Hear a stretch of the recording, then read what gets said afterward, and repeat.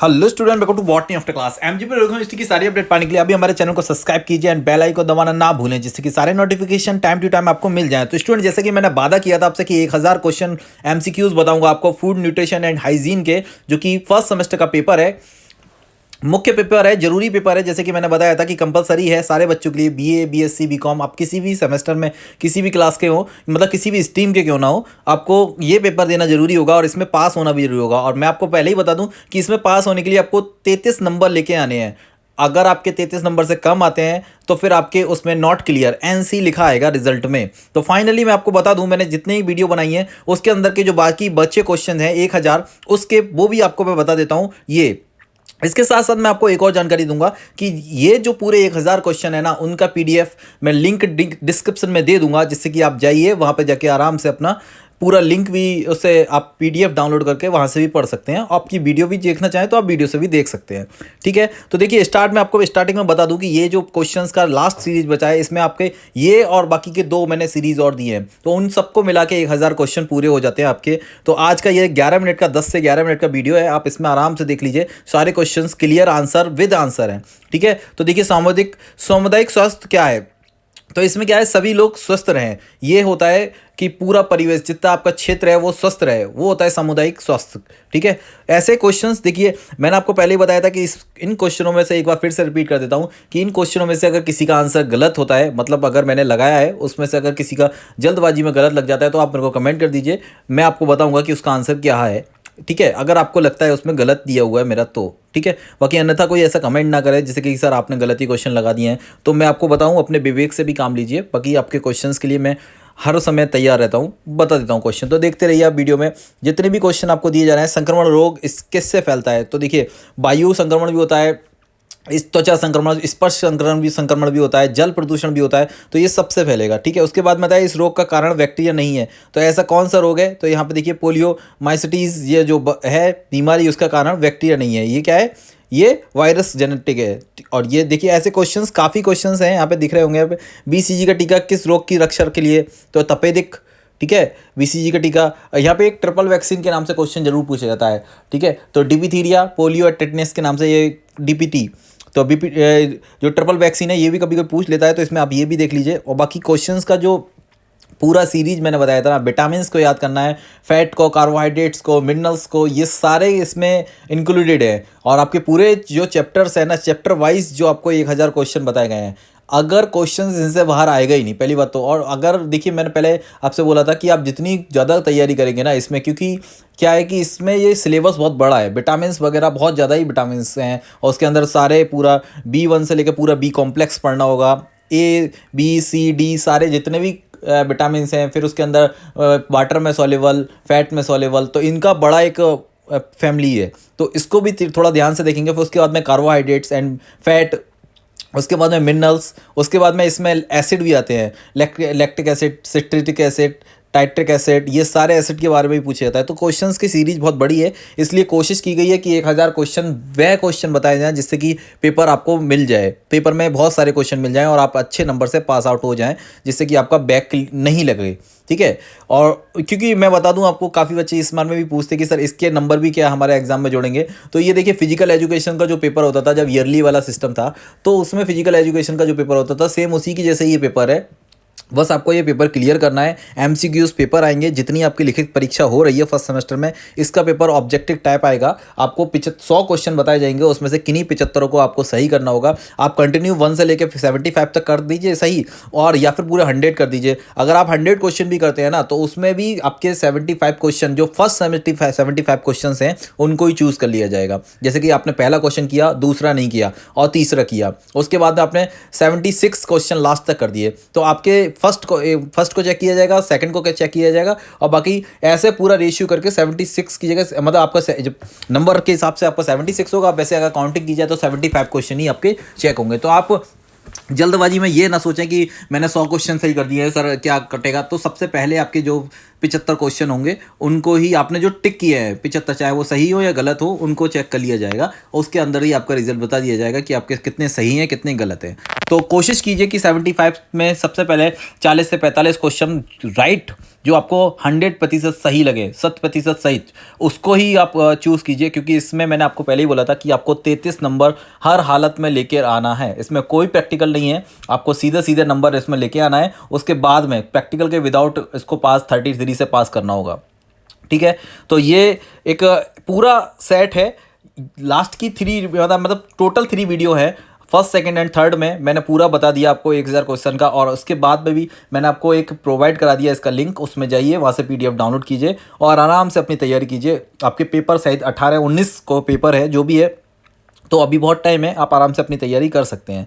देखिए कुछ क्वेश्चंस और पढ़ लेता हूं मैं, जैसे कि मैंने आपको बोला था कि सारे क्वेश्चन नहीं पढ़ पाऊंगा, बट वीडियो में सारे क्वेश्चंस आपको दिखाए गए हैं, तो आप फ्री ऑफ कॉस्ट आराम से वीडियो को अपना देखिए और सही क्वेश्चंस को याद करते जाइए स्टेप बाय स्टेप। तो देखिए जो यहाँ पे है डायबिटीज़, तो डायबिटीज़ किसके कारण होता है, इसमें देखिए कार्बोहाइड्रेट्स की अधिकता, कार्बोहाइड्रेट्स की कमी, कार्बोहाइड्रेट्स का दोषपूर्ण उत्पादन उपचयन, ठीक है। तो इसमें यही होता है जो एक्स्ट्रा जो मतलब ख़त्म नहीं हो पाती, जो शुगर हमारे अंदर बनता है उसको सही से यूज़ नहीं कर पाती हमारी बॉडी, या फिर एकदम से ज़्यादा मात्रा में शुगर मैन्युफैक्चरिंग होने लगती है, या फिर बहुत कम मात्रा में शुगर का मैन्युफैक्चरिंग होनी चाहिए, मतलब उपापचय सही से नहीं हो पाता डायबिटीज़। तो उसी के कारण हमें जो रोग होता है उसे हम डायबिटीज़ कहते हैं। और इसका लक्षण अगर भी पूछा जाता है तो देखिए डायबिटीज़ से ग्रसित लोगों के लिए बार बार बहुमूत्रता या फिर बार बार हमें टॉयलेट जाना होता है। उसके बाद में एक क्या है कि इसके नॉर्मल अगर सिम्टम्स देखे जाएँ तो इसमें क्या है कि जो हमारे जख्म होते हैं, जो हमारे घाव लगते हैं, वो जल्दी से ठीक नहीं होते। उसके बाद में डायबिटीज़ से जो ग्रसित मरीज होते हैं ना, उनको मतलब BP ETC और भी अलग बीमारियां होने लगती हैं। और उसके बाद में अगर हम देखा जाए कि डायबिटीज़ के सिम्टम, तो पसीने में भी चिपचिपाहट होती है, तो मतलब इनका पसीना, शुगर लेवल इतना हाई होता है। तो इसी के कारण डायबिटीज़ से भी क्वेश्चन पिछली बार भी पूछे गए थे, इस बार भी डायबिटीज़ है, कार्बोहाइड्रेट्स है, प्रोटीन्स है, विटामिन है, और उसके बाद में जो रोग है, विटामिन C की कमी से होने वाला रोग, विटामिन A की कमी से होने वाला रोग, विटामिन D की कमी से होने वाला रोग, सूर्य से प्राप्त विटामिन कौन सी है, ऐसी विटामिन जो कि जल में घुलनशील है, ऐसी विटामिन जो वसा में घुलनशील है।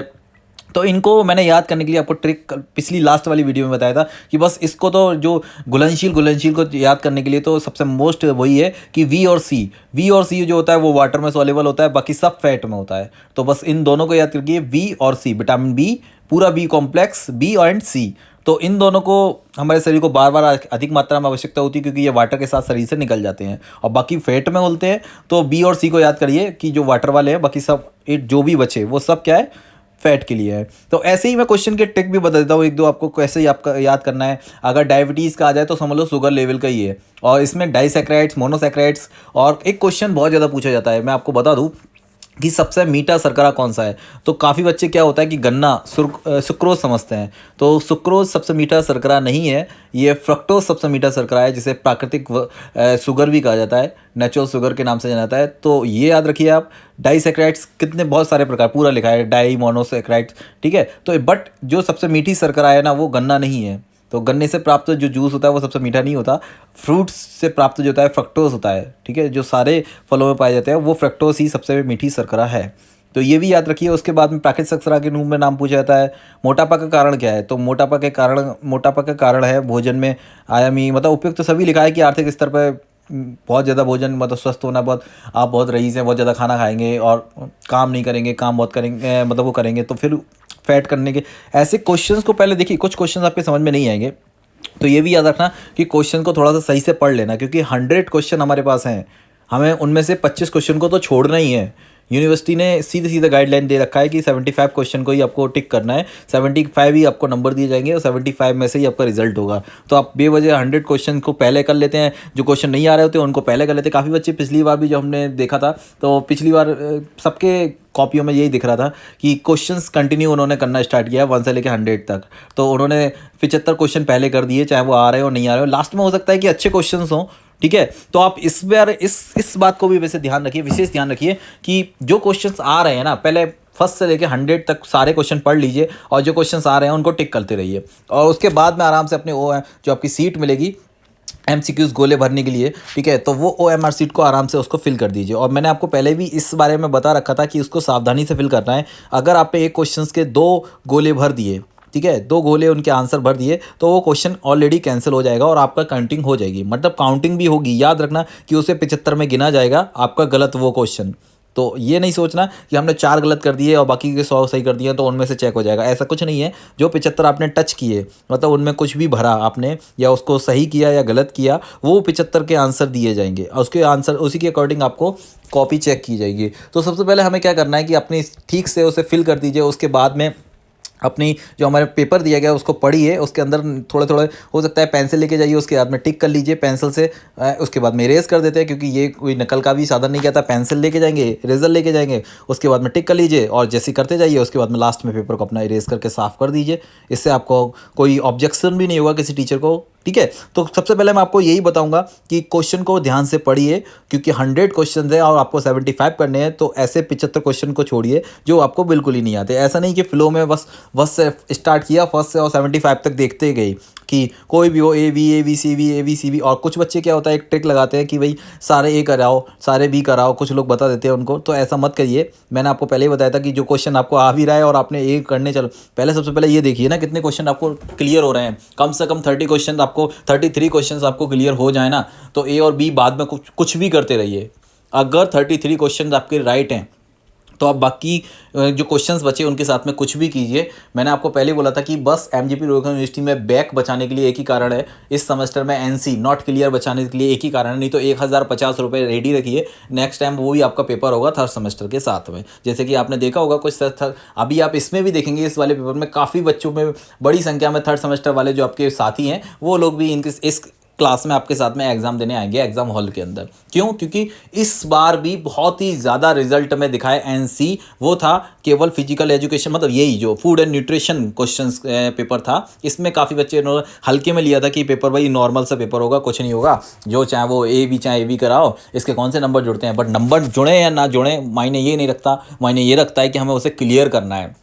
और अच्छे नंबर से अगर क्लियर हो जाओगे तो मार्कशीट में उसमें दिखेगा ही, आपकी जो डिग्री भी आएगी उसमें भी, मतलब जो आपके रिजल्ट निकल के आएगा उस रिजल्ट में आपको दिखेगा कि कितने नंबर से अच्छा हुआ है। एसपीजीएस में कुछ तो बढ़ोतरी हो ही जाएगा।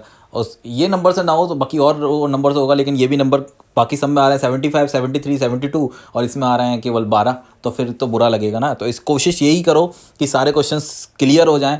बाकी सारी बातें मैंने आपको बता दी, कैसे आपको पेपर करना है, कैसे क्या करना है और उसके अंदर क्या गलती नहीं करनी है। एक क्वेश्चन के 2 क्वेश्चन, 2 जल्दीबाजी में बच्चे, ऐसा नहीं कि बच्चे खुद फिल करेंगे उसके आंसर। जल्दबाजी में क्या होता है, उन्हें आता होता है लेकिन वो एक पहले वाले का ए लगा दिया, उसका बी, दूसरे वाले का बी है तो उसी लाइन में आपने बी कर दिया, तो वो क्वेश्चन 101% आपका गिना जाएगा और उसका वो गलत भी माना जाएगा। आपकी फिर रह जाते हैं 74 क्वेश्चंस। तो ऐसे गलतियां ना करें कि और उस पर वाइटनर ईटीसी का यूज़ ना करें, क्योंकि 100% ये कॉपी जो होती है कंप्यूटराइज चेक होती है। तो कंप्यूटराइज में उसमें जो भी मार्क उस पर लगा होता है बस उसको छोड़कर कुछ भी लगाओ ना मार्क, उसको वो काउंट कर लेगा। और आप कहेंगे सर हमने तो सही किए थे लेकिन आपने 10-20 नंबर के जो वाइटनर लेके गए उन पर लगा दिया, तो और वो सोचना है कि आप सही हो गया, तो जो वाइटनर लगे नहीं है ना वो भी नंबर उसमें ऐड हो गए, वो भी आपके चेक होंगे चाहे वो गलत हो या सही हो। लेकिन वाइटनर लगाने के बाद में भी वो चेक हो जाते हैं क्योंकि उसमें बस एक पॉइंट मानता है वो, इसलिए ब्लैक से हम बोलते हैं। और बाकी आप ब्लैक बॉल पेन का यूज़ कीजिए। Thank you for watching student, thank you for support, thank you for comment, thank you student, thank you.